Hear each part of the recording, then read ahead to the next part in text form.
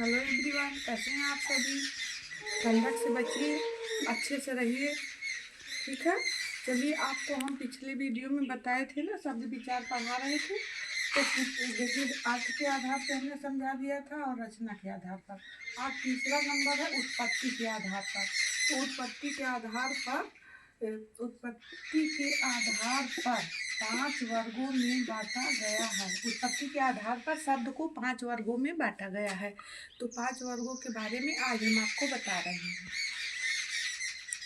Number 1 है तत्सम। तत्सम शब्द संस्कृत भाषा से हिंदी में ज्यों का त्यों प्रयोग किया गया। तत्सम शब्द जो हिंदी में हम लोग पढ़ते हैं ना, तो संस्कृत भाषा कुछ हमारी उसमें रहती है। तो जैसे संस्कृत में बोला जाता है, संस्कृत में पढ़ा जाता है, ठीक उसी प्रकार हिंदी में भी लिखा और पढ़ा जाता है। उसको बदलाव, उसमें कोई बदलाव नहीं आया है। तो तत्सम शब्द देखिए, जैसे है यहाँ कूप।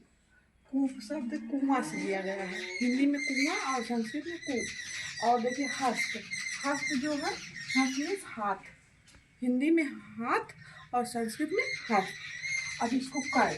कड़ मीन्स कान। कान, ये जो कड़ है कान होता है, तो संस्कृत में इसको कड़ बोल रहे हैं। अब जैसे घृत।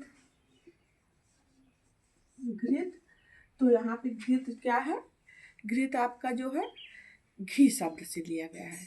तो ऐसे ही संस्कृत में अनेक शब्द हैं। तो आप उसमें जो है, आप व्याकरण की बुक पढ़ रहे हैं ना, तो उसमें देख सकते हैं कि कितने शब्द तत्सम है और कितने तद्भव। अब संस्कृत शब्द में एक तत्सम देखिए, उत्पत्ति के आधार पर तत्सम शब्द हुआ का नंबर 1। और नंबर 2 है तद्भव।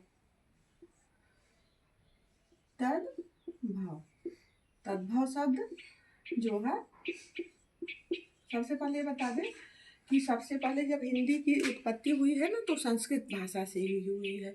तो जो संस्कृत की भाषा का रूप हिंदी में बदला, तो वह तद्भव बन गया। तो अब देखिए, यहाँ पे तद्भव भाषा है, इसमें है जैसे, अब जैसे देखिए, ये तद्भव भाषा है। जैसे कूप की जगह पे यहाँ पे है कुआं।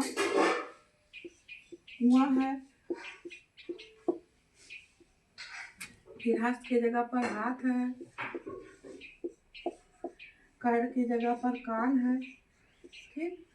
घृत की जगह पर घी। तो यह शब्द जो है आपका तद्भव हो गया। तो कुछ शब्द तद्भव है, कुछ शब्द तत्सम है। तो भाग, इसको जो है 2 भागों में बांटा गया है। 2 भाग में मैंने आज आपको बताया। अभी हमको 3 भाग और बताना है। तो आज के लिए इतना ही काफ़ी।